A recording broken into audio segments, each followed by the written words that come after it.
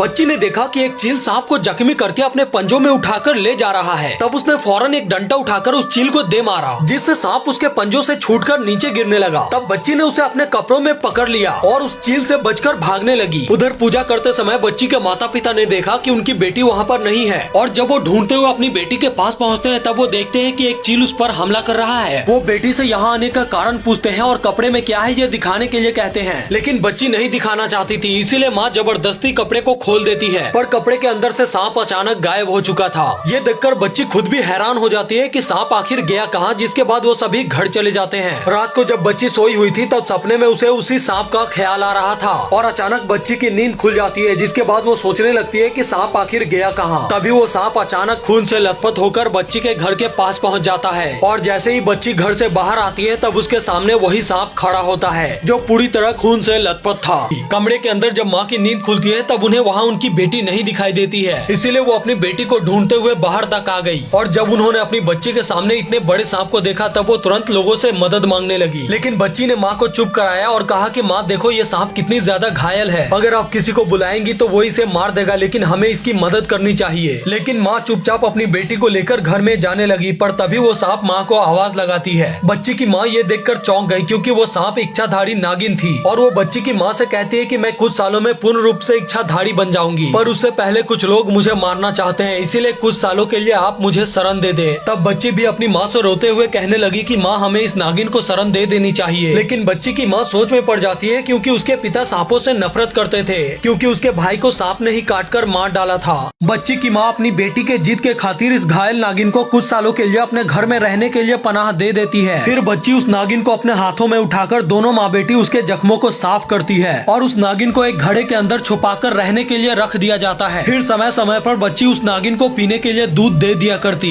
जिससे नागिन का पेट भर जाता था। एक दिन बच्ची जब तैयार होकर स्कूल जा रही थी कि तभी नागिन उसे दरवाजे पर दिखाई देती है। बच्ची नागिन से बात कर ही रही थी कि तभी बाहर उसका पिता आ जाता है, जो सांपों से बहुत नफरत करता था। पिता को देखते ही बच्ची तुलसी के पेड़ के चक्कर लगाने लगती है, और जब वो वहाँ से चले जाते हैं तब बच्ची उस नागिन को अपने झोले के अंदर से निकाल देती है। एक दिन बच्ची जब नागिन को दूध पिला रही थी कि तभी पीछे से आकर उसका पिता उसे देख लेता है। तब पिता बेटी को बिना कुछ बोले अपने नौकर से सपेरे को बुला लाने को कहता है, जिसके बाद सपेरा आकर बीन बजाने लगता है और नागिन मटके से निकलकर बाहर आ जाती है। उसी बीच बच्ची और उसकी माँ भी वहाँ पर आ गई, जिसके बाद सपेरा नागिन को डब्बे में पकड़कर बंद कर देता है।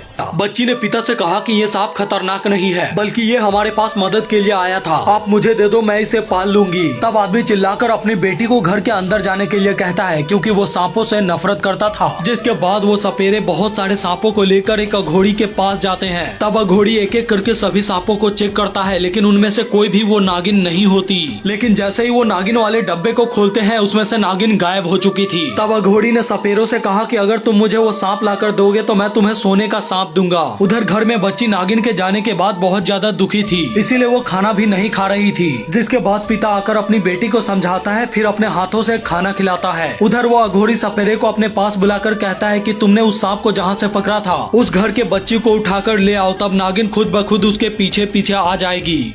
जंगल में एक बूढ़े आदमी के बेटे को सांप काट लेता है, जिससे उसकी मौत हो जाती है। तभी वहाँ से गुजर रहा सेठ बूढ़े आदमी को रोता देखकर उसके पास आता है। इस बूढ़े आदमी का उसके बेटे के अलावा और कोई सहारा नहीं था, इसलिए सेठ उसकी मदद कर देता है। बूढ़े आदमी ने बताया कि वो सांप उसके बेटे को काटकर उस मिट्टी के गुफा के अंदर छुप गया। तब सेठ ने घर जाकर अपनी पत्नी से कहा कि उस नागिन ने एक आदमी की जान ले ली, जिसे उसकी बेटी दूध पिलाती थी, और अब मैं जा रहा हूँ उस नागिन को जिंदा जला दूंगा। तब आदमी की पत्नी दौड़ते हुए पुजारी के पास जाकर उसे सारी बात बताती है। उधर सेठ गाँव के लोगों के साथ मिलकर सांप के गुफा में आग लगाने के लिए उसे चारों तरफ से बंद करवा देता है। तभी वहाँ पर मंदिर का पुजारी आकर आदमी को समझाने की कोशिश करता है, लेकिन सेठ पुजारी की भी बात नहीं सुनता और नागिन की गुफा में आग लगवा देता है। इस आग की वजह से नागिन के सभी अंडे जल जाते हैं। तब जलती हुई नागिन सेठ को ये श्राप देती है कि जिस तरह से उसके बच्चे जलते हुए मरे हैं, ठीक उसी तरह से उसकी भी बेटी जलेगी। और जैसे ही आदमी घर आता है वैसे ही वह देखता है कि उसके बेटी का शरीर पूरी तरह आग से जल गया है।